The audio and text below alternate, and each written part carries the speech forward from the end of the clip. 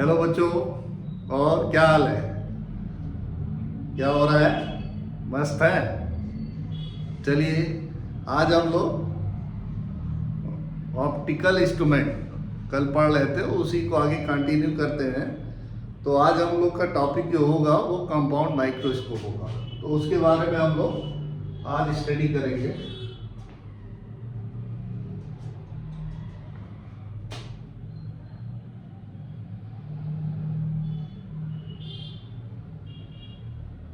हाँ, चलिए, compound microscope ये हमारा टॉपिक है। कल हम लोग थोड़ा बहुत पढ़े थे, आज चलिए उसको कंटिन्यू करते हैं। तो कंपाउंड माइक्रोस्कोप क्या होता है? तो आप लोग देखे होंगे, आप लोगों के लैब में रहता है और कहीं पैथोलॉजी में जाते हैं तो वहाँ पर ब्लड टेस्ट कराते होंगे। तो वहाँ पर जो रहते हैं डॉक्टर वगैरह, वो लोग उसी में रख के हमारा ब्लड टेस्ट वगैरह करते हैं। तो ब्लड टेस्ट जो होता है तो उसमें ब्लड की जो स्लाइड देखते हैं, ब्लड की स्लाइड देखते हैं तो इतने बड़े बड़े उसके दिखाई देते हैं कंपाउंड माइक्रोस्कोप। तो उस वही टॉपिक है आज हमारा।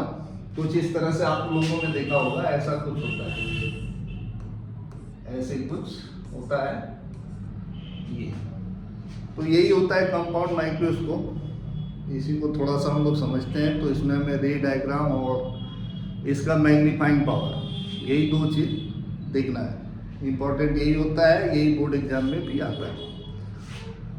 अभी पिछले साल जब वाइवा हो रहा था तो हमारे यहाँ कुछ बच्चे थे, आए थे, तो उनसे पूछा गया कि कंपाउंड माइक्रोस्कोप का काम क्या है।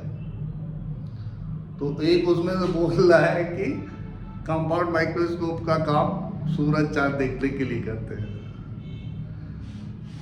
इसी तरह दूसरे लड़के से पूछा गया कि कंपाउंड माइक्रोस्कोप से क्या किया जाता है। तो वो कह रहा है कि कंपाउंड माइक्रोस्कोप लैब में रखने के लिए होता है। तो ये तो मजाक की बात है, ऐसा कुछ नहीं है, आप लोग जानते हैं। तो यहाँ पर देखिए कंपाउंड माइक्रोस्कोप का यूज क्या है। तो सबसे पहली बात, इसका यूज जो होता है, नाम ही है माइक्रो। माइक्रो मतलब छोटे छोटे। तो it is use to view distinct object, पर टीनी ऑब्जेक्ट। ये टीनी ऑब्जेक्ट बहुत छोटे छोटे ऑब्जेक्ट को देखने के लिए होता है। जैसे बायो वाले प्रैक्टिकल करते हैं तो उसमें स्लाइड वगैरह देखते हैं, तो उसी लिए इसका यूज किया जाता है। तो देखिए इसका रे डायग्राम, सबसे पहले रे डायग्राम पर आते हैं। देखिए यहाँ पे दो लेंस होते हैं। एक होता है कॉन्वेक्स लेंस, जो कि छोटे अपर्चर का होता है, छोटा सा, जिसको हम लोग कहते हैं ऑब्जेक्टिव। ऑब्जेक्टिव वो यहाँ पे होता है। और दूसरा होता है आई पीस। आई पीस होता है जो थोड़ा बड़ा होता है, इससे लार्ज अपर्चर, इस तरह से होता है यू पर। यहीं पर हम लोग आग रखते हैं और यहाँ पर स्लाइड वगैरह रखते हैं तो देखते हैं। तो वही चीज़ है, ये इस तरह से फिट होता है ट्यूब में। तो ये इसका स्ट्रक्चर है। अब इसमें रे डायग्राम कैसे बनता है उस पर आते हैं। हाँ देखिए, ये फिगर बना हुआ है, इसको समझा देते हैं। ये हमारा ऑब्जेक्टिव है, ये आई पीस है, ठीक। अब जिस ऑब्जेक्ट का इमेज देखना होता है उसे इसके पास रखते हैं और इधर से देखा जाता है, जैसा फिगर में दिख रहा है। तो देखिए कैसे बनता है।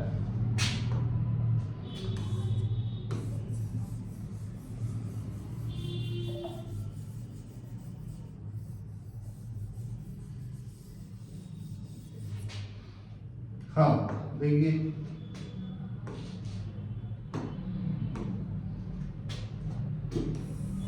ये हो गया ऑब्जेक्टिव, ठीक। तो इसका रे डायग्राम बनाने के लिए ध्यान दीजिएगा, सबसे पहले ऑब्जेक्टिव लेंस को बना लेंगे। अभी इसको नहीं बनाएंगे, ये इसका ऑप्टिकल सेंटर हो गया, ये इसका फर्स्ट फोकस और इसका सेकंड फोकस ऑब्जेक्टिव। ठीक, अब जिस ऑब्जेक्ट का इमेज देखना है उसे इसके इधर रख देंगे, ये हमारा ऑब्जेक्ट हो गया। ठीक है, तो इसका इमेज कुछ इस तरह से बनेगा, ये ए डैश बी डैश। तो देखो इसको बना रहे हैं, ये आया और फिर इस तरह से हमने इसको मिला, तो ये यहाँ पे बन गया ए डैश बी डैश। इसका इमेज ये बना। अब ये जो बना है ये इस आईपीस के लिए ऑब्जेक्ट की तरह काम करेगा, इसके लिए ये ऑब्जेक्ट का काम करेगा। तो अब यहाँ से यही रे आगे बढ़ा देंगे, इस तरह से बढ़ा हुआ है, फिर यहाँ से रिफ्लेक्शन हुआ, रिफ्लेक्शन होने के बाद रे इधर गई, फिर इसको इधर बढ़ा दिया गया, तो इधर मिलाने पर इधर कहीं इसका फाइनल इमेज बनता है। तो अब यहाँ पर जब बन गया है तो इसी के आगे हम लोग रख देंगे आईपीस। ठीक है, आईपीस हमने रख दिया, ये इसका ऑप्टिकल सेंटर ही मान लेते हैं। ठीक, इसी रे को हम लोग आगे बढ़ा देंगे। ठीक है, अब यहाँ से रिफ्लेक्शन करा देंगे, रिफ्लेक्शन हम लोग करा देते हैं इस तरह से, अपने हिसाब से कर लेंगे। ठीक, अब इसी को हम लोग पीछे बढ़ा देंगे।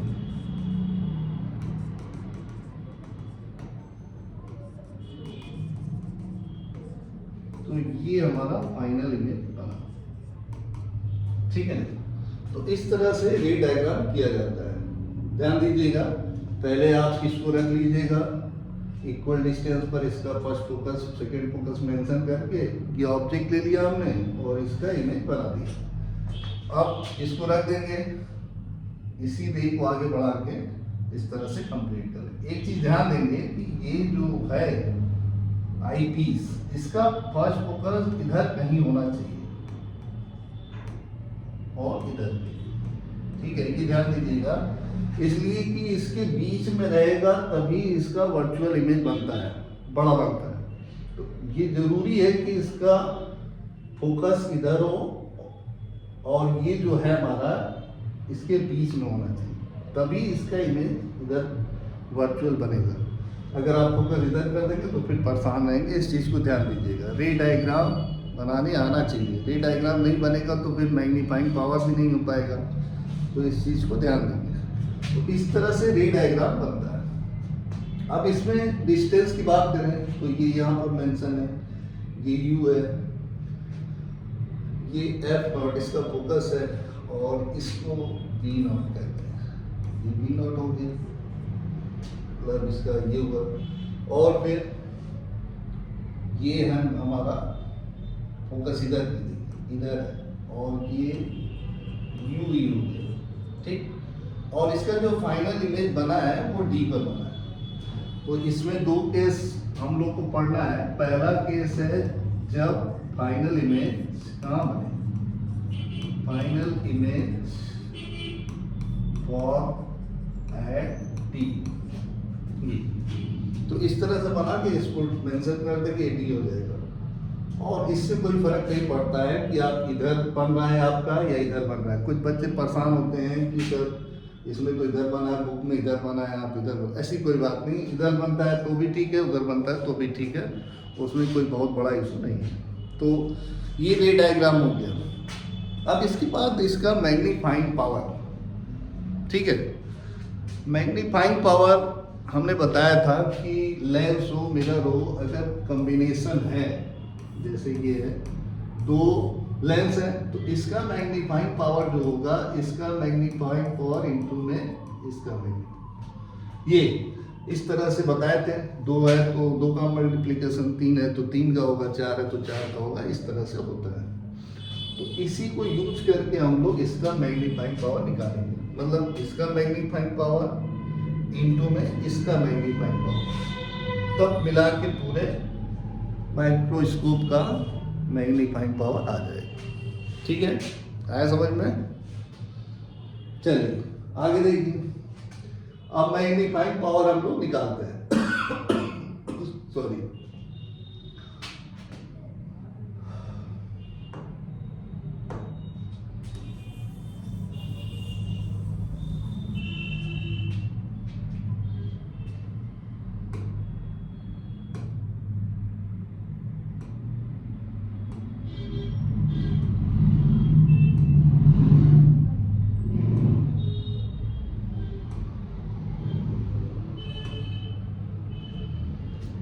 हाँ देखिए,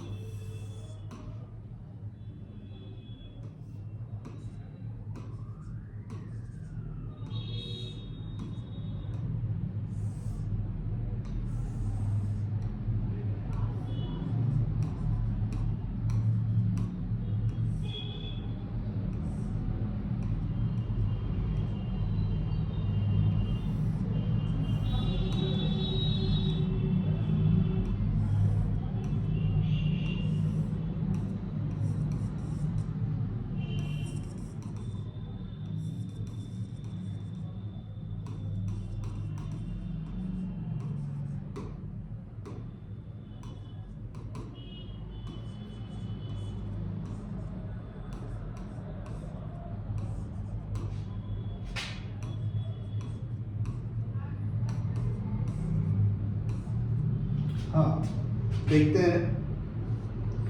तो मैग्नीफाइंग पावर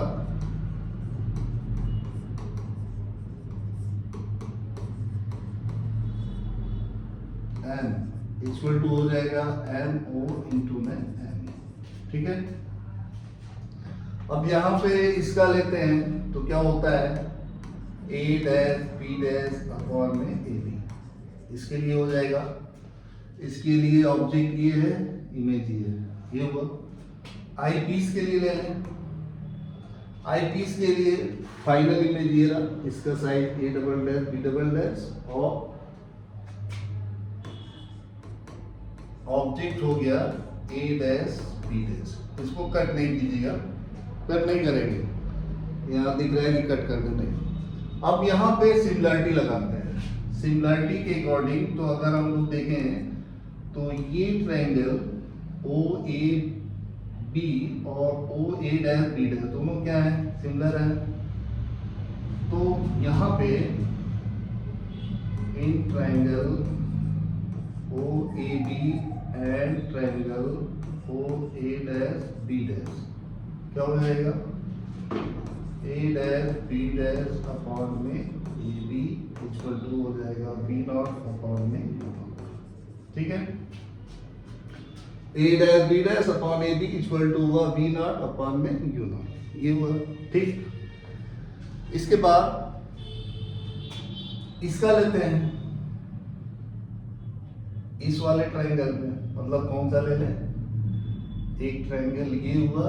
एक काम और करते हैं, इसको यहां से मिला लेंगे, ठीक है, इसको मिला लेंगे, ठीक। थोड़ा सा सही नहीं बना है, सही कर देते हैं।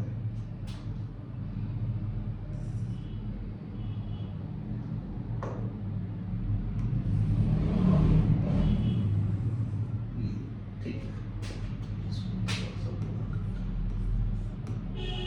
ये मान लेते हैं थोड़ा सा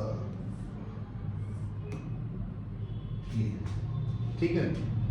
तो यहाँ पे A double dash B double dash upon में ए बी, इस वाले ट्रायंगल में देखिए ये ए डैश बी डैश और ये A double dash B dash, ये फाइनल इमेज है। ये इमेज इसका था, मगर इसके लिए ऑब्जेक्ट है, तो इसके लिए ये फाइनल इमेज हो गया, ये ऑब्जेक्ट हो गया। तो क्या हो जाएगा, देखिए A double dash B double dash upon में A dash B dash equal to कितना होगा, ये ट्रायंगल और ये ट्रायंगल दोनों सिमिलर है, तो डी अपॉन में यू, डी अपॉन में यू, ऐसा समझ में, ठीक है। ये हमने लिया in triangle E A dash B dash and triangle E A double dash B double dash, ये होगा।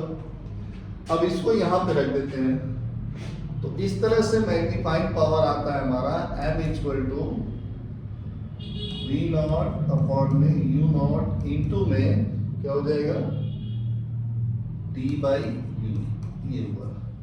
ठीक है, अब एक चीज यहाँ पे थोड़ा सा ध्यान देंगे, होता क्या है कि कुछ बुक्स में माइनस लगा रहता है, जैसे कहीं पर माइनस लगा रहता है तो बच्चे परेशान रहते हैं कि यहाँ माइनस आ गया है, क्या करें। तो माइनस रहे ना रहे कोई दिक्कत नहीं है। वैसे इसका इस तरह से देखेंगे तो ये जो है इन्वर्टेड बन रहा है, जैसे हम लोग पढ़े हैं साइन कन्वेंशन में। तो ये देखिए इसको करेंगे साइन के साथ लेंगे तो ये माइनस में आएगा, इसलिए कि ये नीचे है, ये नीचे है। और इसमें जब लेंगे इसमें दोनों माइनस हो जाएगा, दोनों डाउनवर्ड है तो माइनस माइनस कट जाएगा, तो इसीलिए यहाँ पे माइनस आता है। तो यहाँ हम लोग माइनस लगा सकते हैं, इसी कोई बात नहीं। अगर नहीं भी लगाते हैं तो कोई बात नहीं, ठीक है, उसमें बहुत बड़ा इशू नहीं है। ठीक, ऐसा नहीं है कि आपने माइनस नहीं लगाया तो आपका कट जाएगा, नहीं, ऐसा कुछ नहीं है। वो माइनस सिर्फ इसीलिए होता है कि इसके लिए जो इमेज बना है वो इन्वर्टेड है और ये सीधे है। तो साइन कन्वेंशन के हिसाब से करेंगे तो ये अपॉन में और ये ऊपर है, तो इसलिए यहाँ पे माइनस लगता है। जबकि इसमें क्या है कि दोनों नीचे नीचे हैं, इसलिए ठीक। तो माइनस नहीं भी लगाते हैं तो कोई दिक्कत नहीं, इस चीज को ध्यान दीजिए। अब इसके बाद ये हो गया हमारा मेन फार्मूला, माइनस लगाइए चाहे ना लगाइए कोई दिक्कत नहीं, ठीक है। अब ये मेन फार्मूला हो गया, यही मैग्नीफाइंग पावर है। इसी को थोड़ा सा मॉडिफाइड कर दिया जाता है, डी के टर्म में ले आते हैं। तो उसमें क्या करते हैं कि ये जैसे इसका फोकल लेंथ f0 है, इसका फोकल लेंथ f, तो इसके टर्म में ले आते हैं। तो देखिए यहाँ पर फॉर आई पीस के लिए अगर हम लोग ले लें तो साइन कन्वेंशन के साथ लेंथ फार्मूला लगाते हैं। तो देखिए u बराबर क्या होगा माइनस यू, इधर है, v बराबर हो जाएगा माइनस डी और f बराबर हो जाएगा एफ ई। तो यहाँ पे लेंस फार्मूला लगा रहे हैं 1 बाई वी, v कितना है minus D minus minus you, ये माइनस माइनस प्लस हो जाएगा, ठीक है, ये प्लस हो गया, ठीक है समझ में। अब देखिए इसमें क्या करते हैं हम लोग, इसको निकालते हैं डी बाई यू। तो इसमें डी से मल्टीप्लाई कर देते हैं, मल्टीप्लाई बाई डी, डी से मल्टीप्लाई कर दें तो D by F E equal to हो जाएगा -1 D by D plus D by U. तो डी बाई यू ही हो जाएगा 1 plus D by F E. तो इसी को यहाँ पे पुट कर देंगे तो हमारा मैग्नीफाइंग पावर आ जाएगा माइनस वी नॉट अपॉन में U not 1 plus D by F, ठीक। ये मैग्नीफाइंग पावर जब फाइनली में डी पर बनेगा, ये डी वाला हो गया, ठीक। अब इसमें एक चीज और आता है लेंथ ऑफ माइक्रोस्कोप, ठीक है। तो लेंथ ऑफ माइक्रोस्कोप क्या होगा, तो लेंथ ऑफ माइक्रोस्कोप कुछ नहीं होता है, इन दोनों के बीच का डिस्टेंस होता है और कुछ नहीं। ऑब्जेक्टिव आई पीस के बीच में टोटल डिस्टेंस क्या है, यही होता है लेंथ ऑफ माइक्रोस्कोप, ठीक। तो लेंथ ऑफ माइक्रोस्कोप देखो क्या होगा, लेंथ ऑफ माइक्रोस्कोप, ठीक है। Length of microscope L equal to हो जाएगा, क्या होगा, यहां से यहां डिस्टेंस देखो V नॉट प्लस यू, ये हो गया V नॉट प्लस यू, ये हमारा लेंथ हो गया, ठीक है। तो इस तरह से ये मैग्नीफाइंग पावर आया जब हमारा फाइनल इमेज कहाँ बने, D पर बने, ठीक। आ गया समझ में, समझ में आ गया है तो नोट कर लो या फिर स्क्रीनशॉट ले लो, ठीक है। समझ में आया हो तो कस के दबा दो। अरे भैया क्या दबाने का है, लाइक बटन दबा दीजिए, और कुछ थोड़े ना कर रहे हैं, हमेशा गलत ही सोचते रहते यार। चलिए ठीक है, अब दूसरा केस देखते हैं हम लोग, जब फाइनल इमेज इंफिनिटी पर बने, उसे नॉर्मल एडजस्टमेंट भी कहते हैं, ठीक है। तो देखो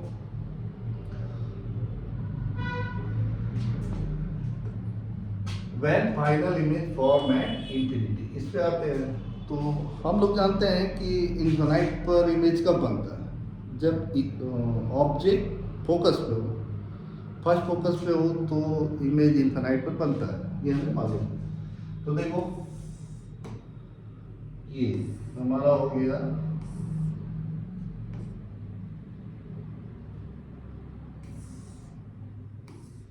ये हो गया ऑब्जेक्टिव, ठीक। तो पहले बना लेते हैं जैसे उसको बनाए थे।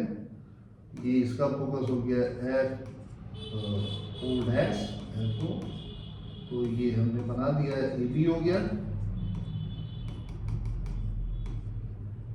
इसको बढ़ा लिया ये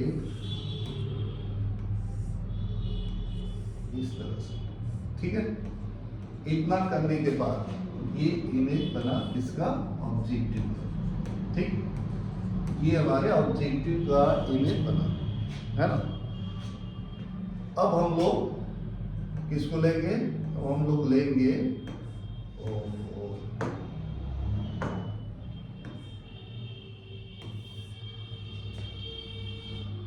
थोड़ा सा एक मिनट,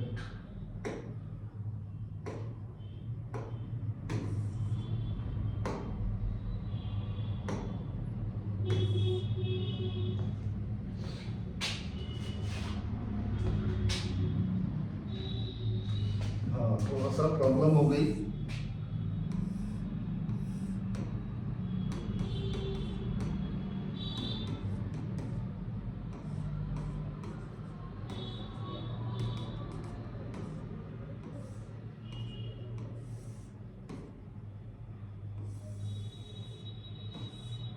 ये हुआ, ठीक।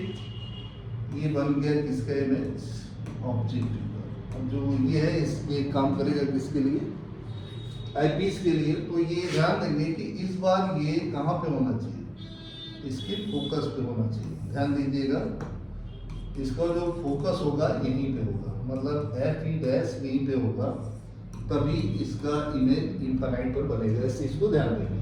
तो अपने से एडजस्ट कर सकते हैं, जैसे इसको बना लिया, फिर उसके बाद इधर बना के दिखा देंगे कि ये जो डिस्टेंस है ये किसके इक्वल है, एफ ई के इक्वल है, ठीक। तो एफ ई के इक्वल है, तो अब इसका इमेज कहाँ बनेगा, इनफाइनाइट पर बनेगा, हम लोग जानते हैं। तो इसको पढ़ा कैसे, डैश डैश कर देंगे और लिख देंगे कि यहाँ इंफिनिटी पर इमेज फॉर्म हो रहा है, ठीक। इधर आई हुई बना कर अपना दिखा सकते हैं कि यहाँ पे हमारा इमेज बनता है, ठीक है। ये हुआ, सब कुछ वही है, इसमें चेंज क्या होगा, देखिए इसमें चेंज कुछ खास नहीं होगा। जो m है हमारा मेन वाला, m equal to v not upon u not t by u, यही था। माइनस लगाओ चाहे लगा, कोई फर्क नहीं पड़ता, लगाना हो तो लगा भी सकते हो, उसमें कुछ खास नहीं। तो यहाँ पे ध्यान दो, तो जो u ही पहले था वो अब क्या हो गया, f ही। तो जब इनफाइनाइट पर इमेज बनता है तो u ही f के इक्वल हो जाता है। तो यहाँ पे u ही हमारा हो जाएगा f e के इक्वल। तो f इक्वल टू हो जाएगा v not upon u not d by f, है ना। ये मैग्नीफाइंग पावर है जब इमेज इंफिनिटी पर बने, ठीक। और लेंथ क्या होगा, लेंथ ऑफ माइक्रोस्कोप हो जाएगा v नॉट प्लस ये, ठीक है। तो ये हमारा कंपाउंड माइक्रोस्कोप का टॉपिक था। अब नेक्स्ट क्लास में, नेक्स्ट वीडियो में हम लोग टेलीस्कोप पढ़ेंगे, एस्ट्रोनॉमिकल टेलीस्कोप। तो उसका यूज हम लोग जानते हैं किस लिए होता है, डिस्टेंट ऑब्जेक्ट को देखने के लिए। बहुत दूर ऑब्जेक्ट हो तो उसको देखने के लिए हम लोग यूज करते हैं टेलीस्कोप का, ठीक है। तो टेलीस्कोप हम लोग नेक्स्ट वीडियो में देखेंगे, ठीक है। चलते हैं, तब तक मस्त रहिए, खूब पढ़िए, एंजॉय कीजिए और लाइक का बटन दबाते रहिए। Thank you.